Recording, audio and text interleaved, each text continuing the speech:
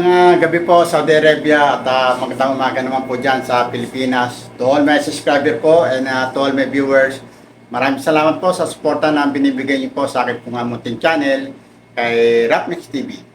For tonight video po mga ka-viewers, samahan niyo po sana ako ngayon at magluluto po ako ng ulam. At ito po ay simple-simple lang at meron po ako ron na pakpak po ng manok. At gagawin lang po natin na tinola. Kaya huwag na po natin ito patagalin. Kita-kita po tayo sa kusina. Ito na po yung mga sangkap na gagamitin ko mga ka-viewers. At meron po ako dito na kalating kilo na pakpak po ng manok.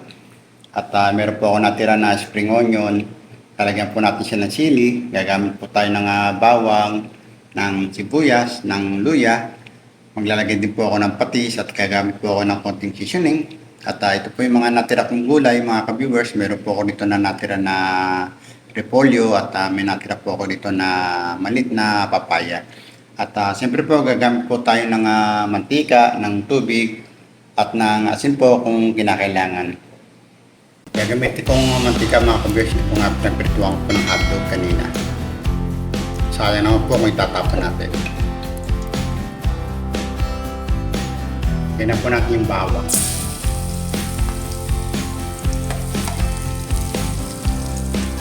Din po natin yung luya.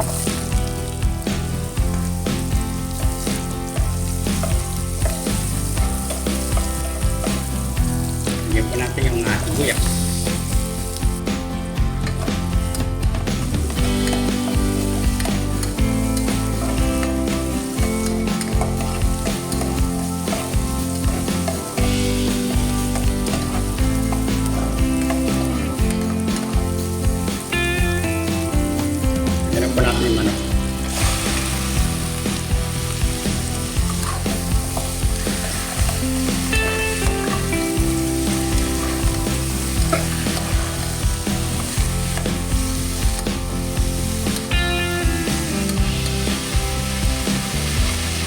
Ganun po natin yung pati.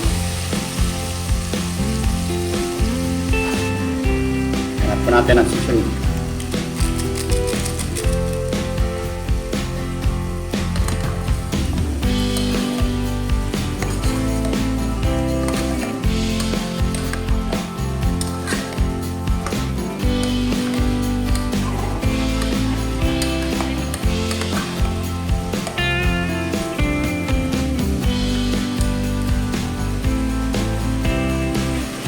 Perhatian tuh.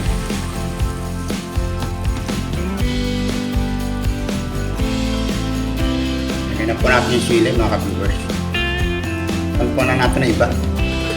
Wala yun, hindi ko makita kung nasa yung tart nito. Yan na natin mga ka-viewers. Lagyan na po natin yung papaya.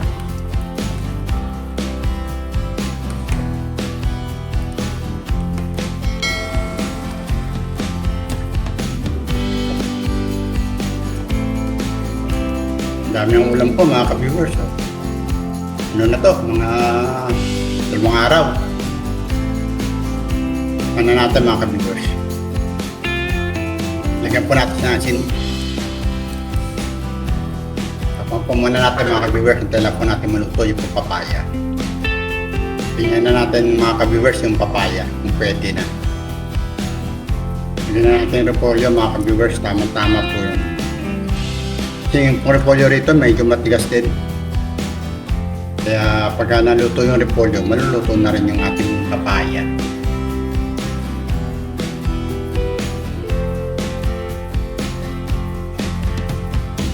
Tapos muna natin para po maluto na po yung ating mga gulay. Yan na natin mga ka-viewers. May nakalimutan na ako mga ka-viewers. Lagyan po natin ng brown black pepper. Yan na po natin yung pang spring onion.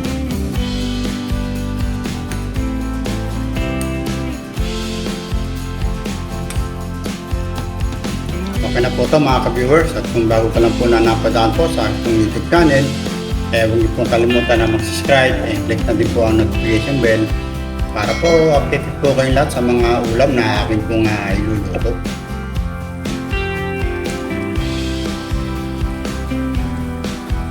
Okay na po mga ka-viewers, pwede na po natin ito patayin. Ito na po ang finished product po natin mga ka-viewers ng aking pangulamin po ngayon. ang tinolang pakpak ng manok.